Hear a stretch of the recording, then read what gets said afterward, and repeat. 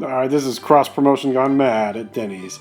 They're now serving Hobbit food. You can build your own Hobbit slam, Hobbit burger, and there is a taste of Middle Earth in every bite. I think this might be the stupidest thing I've ever seen. But look, now they have food for dwarves there. I'm sure the little people of the world are going to love that.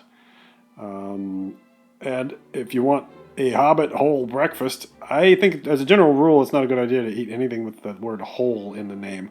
But I just had to try it. So let's see what the Hobbit whole breakfast looks like. Ooh.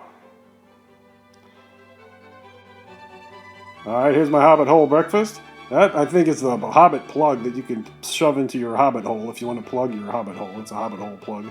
And then in the middle of that bread, they have fried an egg. But if you poke the Hobbit hole with a fork or a knife, the Hobbit hole is full of oozing yellow yolk. So if you like runny, sticky, sliming things oozing out of your hole, then the Hobbit hole breakfast is perfect for you.